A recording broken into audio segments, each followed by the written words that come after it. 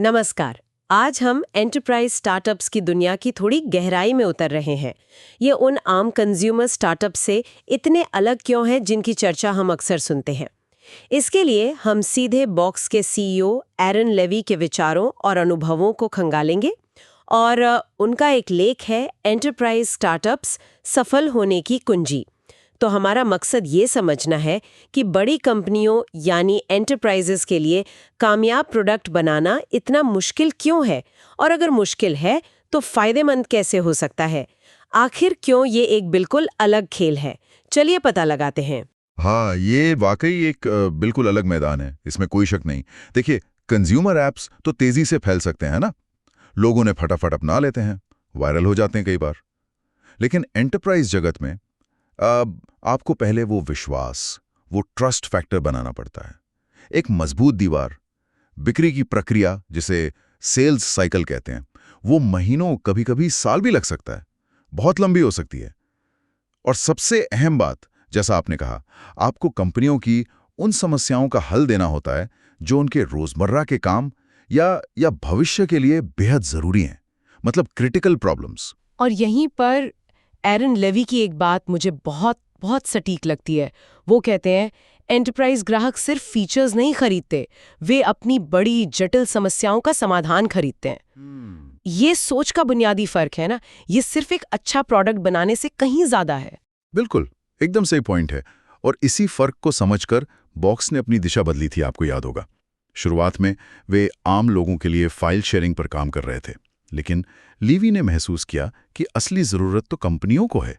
उन्हें सुरक्षित तरीके से साथ मिलकर काम करने, मतलब सिक्योर कोलैबोरेशन के एक भरोसेमंद तरीके की तलाश थी।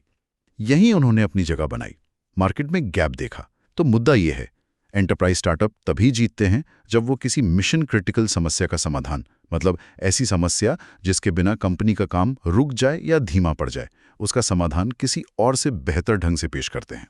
अच्छा, तो मान लीजिए हमने ऐसी समस्या ढूंढ ली, मिशन क्रिटिकल प्रॉब्लम, लेकिन इन बड़ी कंपनियों की उम्मीदें क्या होती हैं? वे सिर्फ समाधान नहीं देखते होंगी, और भी बहुत कुछ होगा। हाँ, बिल्कुल सही कहा। एंटरप्राइज क्लाइंट्स बहुत सोच समझ कर फैसला लेते हैं, बारीकी से देखते हैं। उनके लिए कुछ चीजें सबसे ऊपर होती हैं। डेटा की सुरक्षा, सिक्योरिटी तो मतलब नॉन नेगोशिएबल है। फिर आता है नियमों का पालन, यानी कंप्लायंस। आपका सॉफ्टवेयर सरकारी या इंडस्ट्री के मानकों पर खरा उतरता है या नहीं, ये बहुत जरूरी है, ताकि कंपनी पर कोई कानूनी आंच ना आए। इसके अलावा आपका प्रोडक्ट उनके मौजूदा सिस्टम्स के साथ आसानी से जुड़कर काम कर सके। इंटीग्रेशन, ये भी बहुत जरूरी है, वरना वो अलग थलग पड़ा रहेगा। और आखिर में उन्हें बड़े पैमाने पर भरोसेमंद सपोर्ट चाहिए होता है, लॉन्ग टर्म सपोर्ट। ओह, ये तो काफी लंबी लिस्ट है रिक्वायरमेंट्स की। लिवी इन उम्मीदों पर खरा उतरने के लिए क्या करने को कहते हैं? कोई खास तरीका? देखिए, उनकी सबसे बड़ी सलाह है, और ये बार बार आती है उनके विचारों में, अपने ग्राहकों से लगातार बात करते रहें। उनकी ज़रूरतों को गहराई से समझें, सिर्फ सुने नहीं, समझें। ये सिर्फ टेक्नोलॉजी बेचने का मामला नहीं है, ये एक रिश्ता बनाने का मामला है, भरोसा बनाने का। विश्वसनीयता ही सब कुछ है। Trust is everything. और एक दिलचस्प बात जो लेवी उठाते हैं वो है यूजर एक्सपीरियंस की। आमतौर पे लगता है कि एंटरप्राइज सॉफ्टवेयर बोरिंग और मुश्किल होते हैं इस्तेमाल करने में, लेकिन लेवी कहते हैं कि इस्तेमाल में आसानी, मतलब यूजेबिलिटी, एक बड़ा कॉम्पिटिटिव एडवांटेज हो सकता है। बॉक्स के शुरुआती सफलता का एक बड़ा कारण यही था कि उनका इंटरफेस साफ और आसान था। लोग उसे पसंद करते थे। ये सोचना कि एंटरप्राइज सॉफ्टवेयर भी पसंद किया जा सकता है, ये अपने आप में एक बड़ा बदलाव है उस वक्त। हाँ, ये बहुत महत्वपूर्ण पॉइंट है।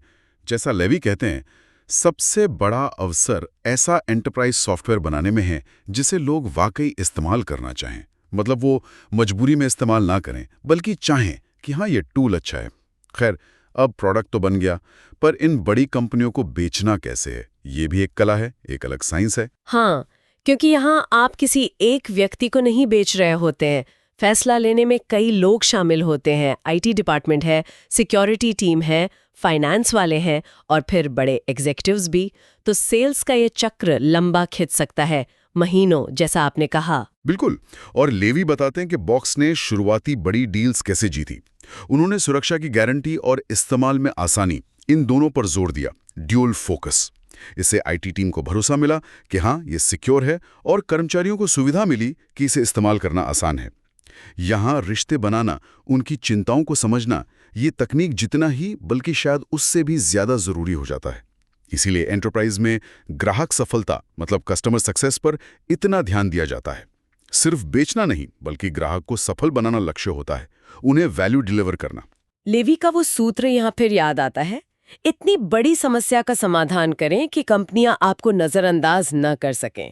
लेकिन जब कंपनी बढ़ने लगती है, स्केल करती है, तब क्या होता है? कंज्यूमर एप्स की तरह वायरल ग्रोथ तो यहाँ होती नहीं होगी, रातों रात तो नहीं फैलते हैं। नहीं, बिल्कुल नहीं।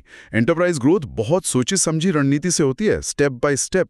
इसके लिए बेहतरीन ऑनबोर्डिंग प्रक्रिया चाहिए ताकि नए ग्राहक आसानी से शुरुआत कर सकें, वैल्यू देख सकें।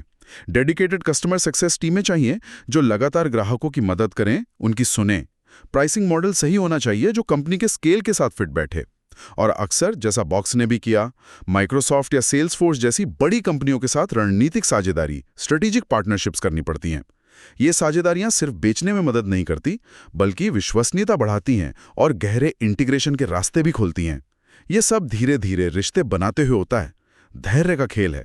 तो अगर हम लेवी के अनुभवों और उनकी पूरी सोच को समेटे तो एंटरप्राइज स्टार्टअप की सफलता की कुंजी क्या नजर आती है? ऐसा लगता है कि ये कुछ बुनियादी सिद्धांतों पर टिकी है, कुछ कोर प्रिंसिपल्स। सुरक्षा, नियमों का पालन और लगातार अच्छी सर्विस देकर अटूट विश्वास कायम करें, ट्रस्ट फैक्टर। तीसरा, एंटरप्राइज सॉफ्टवेयर भले ही जटिल समस्याओं को सुलझाए लेकिन उसका इस्तेमाल आसान और सुखद बनाने पर ध्यान दें, यूजर एक्सपीरियंस। और चौथा, ये समझें कि ये लंबी दौड़ है, मैराथन है, स्प्रिंट नहीं। बिक्री से लेके ग्राहक संबंधों तक हर चीज में धैर्य और निवेश लगता है, लॉन्ग टर्म सोचना पड़ता है। बिल्कुल, एरन लेवी की ये कहानी और उनकी प्लेबुक दिखाती है कि एंटरप्राइज का रास्ता भले ही ज्यादा चुनौतीपूर्ण हो, लेकिन अगर आप अपने ग्राहकों को गहराई से समझते हैं, उनकी असली समस्याओं का हल निकालते हैं और भरोसे की नींव पर रिश्ते बनाते हैं, तो ये स्टार्टअप्स वाकई बहुत शक्तिशाली और टिकाऊ बन सकते हैं, लॉन्ग लास्टिंग। हाँ, और ये हमें सोचने पर मजबूर करता है कि आज के इस बदलते डिजिटल युग में व्यवसायों के सामने वो अगली बड़ी मिशन क्रिटिकल चुनौती क्या है, जिसका समाधान ढूंढकर कोई नया एंटरप्राइज स्टार्टअप इतिहास रच सकता है। इस सवाल पर गौर करना दिलचस्प होगा।